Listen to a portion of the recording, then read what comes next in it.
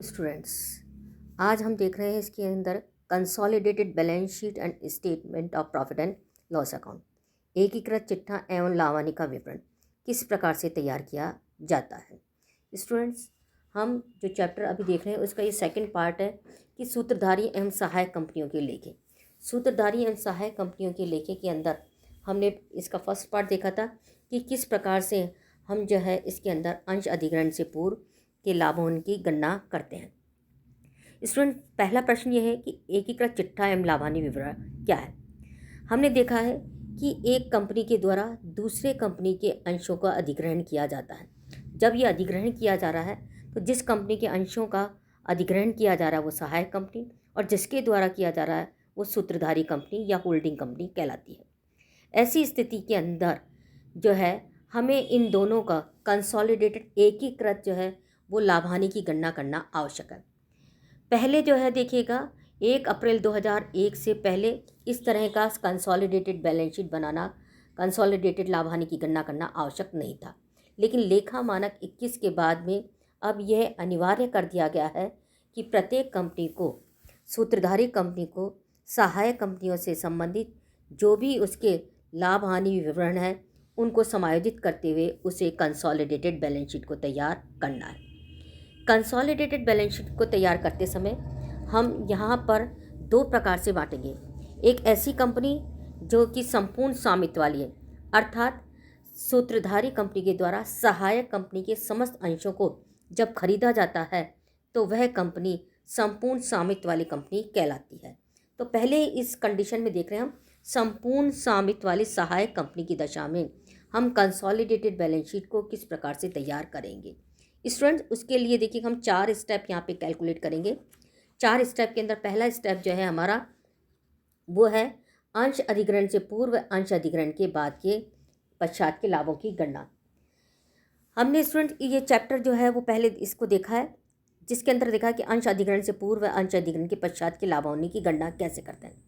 जिस तिथि को सूत्रधारी कंपनी के द्वारा सहायक कंपनी के अंशों का ग्रहण किया जा रहा है, उसके द्वारा लिया जा रहा है, उस अवधि से पूर्व के लाभ अंश अधिग्रहण से पूर्व के लाभ और उसके पश्चात के लाभ अंश अधिग्रहण के पश्चात के लाभ कहलाते हैं। तो हमें ये ध्यान में रखना है कि जो वित्तीय वर्ष हमें दे रखा है उस वित्तीय वर्ष में सूत्रधारी कंपनी ने सहायक कंपनी के अंशों को किस तिथि को क्रय किया है, उस तिथि के आधार से, उस समय अवधि के आधार से हमें उस वित्तीय वर्ष के लाभों को, सहायक कंपनी के उस वित्तीय वर्ष के लाभों को हमें 2 भागों में विभाजित करना है, अंश अधिग्रहण से पूर्व के लाभ और अंश अधिग्रहण के बाद के लाभ। तो क्या करना है, सहायक कंपनी के जो लाभ हमें दे रखे हैं उन लाभों को हमें 2 भागों में बांटना है, अंश अधिग्रहण से पूर्व के लाभ और अंश अधिग्रहण के पश्चात के लाभ। तो पहला स्टेप हमारा हुआ इसकी गणना करना। दूसरा स्टेप सहायक कंपनी के शुद्ध मूल्य की गणना, या जिसे हम बोलते हैं net worth of subsidiary company. Calculation of net worth of subsidiary company को हम किस प्रकार से निकालेंगे देखिएगा। सबसे पहले लेंगे हम paid up share capital of subsidiary company. जो सहायक कंपनी है उसकी शेयर कैपिटल जो बैलेंस शीट दे रखी है हमें उसमें दी गई है, हम उसको ले लेंगे, उसका अमाउंट यहाँ पे ले लिया जाएगा। फिर opening balance of capital reserve, balance sheet के अंदर हमारे को दे रखा है, जो ओपनिंग बैलेंस दे रखा है कैपिटल रिजर्व का उसको ऐड कर दिया जाएगा। Opening balance of revenue reserve यदि प्रश्न में दे रखा है उसको ऐड कर लिया जाएगा। Opening balance of profit and loss account जो दिया गया हमें, प्रॉफिट है तो हम यहाँ पे जोड़ देंगे और लॉस है तो हम उसको लेस करेंगे।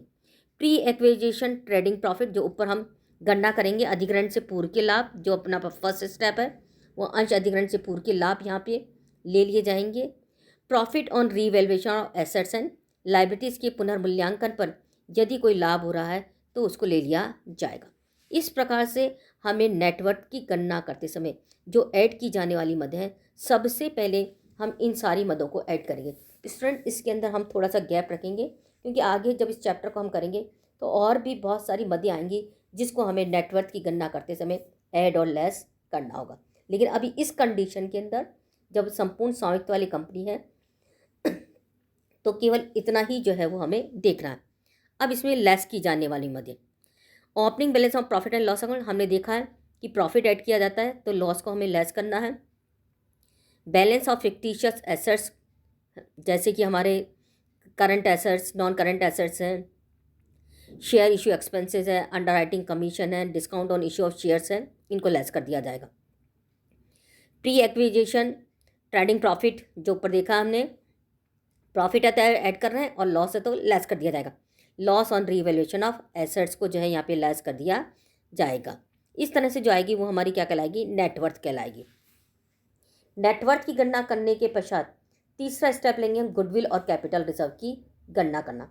गुडविल और कैपिटल रिजर्व की गणना करने के लिए हमें क्या करना है, कॉस्ट ऑफ इन्वेस्टमेंट जो कि प्रश्न में हमें दी गया होगा, कितने मूल्य पर जो है वो सहायक कंपनी के अंशों को खरीदा गया है, वो कहलाती है हमारी कॉस्ट ऑफ इन्वेस्टमेंट। यदि हमारा क्या है, गुडविल है, अर्थात कॉस्ट ऑफ इन्वेस्टमेंट का मूल्य ज़्यादा और नेटवर्थ का मूल्य कम है, तो अंतर की राशि क्या कहलाएगी, हमारी गुडविल, या जिसको कई लेखक जो है कॉस्ट ऑफ कंट्रोल के नाम से भी जानते हैं। तो गुडविल या कॉस्ट ऑफ कंट्रोल कहलाएगा किस कंडीशन में, जबकि कॉस्ट ऑफ इन्वेस्टमेंट का मूल्य अधिक है और नेटवर्थ का मूल्य क्या है हमारा, कम है, तो अंतर की राशि गुडविल कहलाएगी। सेकंड कंडीशन कैपिटल रिजर्व, यदि हमारा नेटवर्थ का मूल्य अधिक है और कॉस्ट ऑफ इन्वेस्टमेंट का मूल्य कम है तो हमारी ये विपरीत दशा हो जाएगी। ये कंडीशन क्या कहलाएगी, हमारी कैपिटल रिजर्व। तो हमें क्या करना, गुडविल और कैपिटल रिजर्व की यहाँ पे गणना करनी है। इसके पश्चात हम निकाल लेंगे स्टेप फोर्थ, कंसोलिडेटेड प्रॉफिट या एकीकृत लाभ की गणना। एकीकृत लाभ की गणना करने के लिए हमें क्या करना है, opening balance of profit and loss account of holding company, जो हमारी सूत्रधारी कंपनी है, उस सूत्रधारी कंपनी के बैलेंस शीट के अंदर जो उसका statement of profit and loss account है, उसका जो प्रारंभिक शेष हमें दे रखा है, उस प्रारंभिक शेष को यहाँ पे ले लिया जाएगा। इसके बाद करेंगे हम, ऐड करेंगे इसके अंदर profit for the year of holding company, जो होल्डिंग कंपनी है उसका करंट ईयर में प्रॉफिट जो हो रहा है वो प्रॉफिट इसके अंदर ऐड कर दिया जाएगा।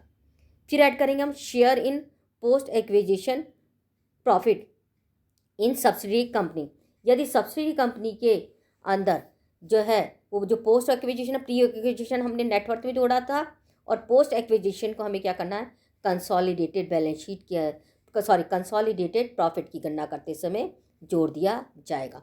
और इस प्रकार से जो हमारे पास में आएगा वो कहलाएगा कंसोलिडेटेड प्रॉफिट। कंसोलिडेटेड प्रॉफिट की गणना करने के पश्चात फिर हम प्रिपेयर करेंगे कंसोलिडेटेड बैलेंस शीट।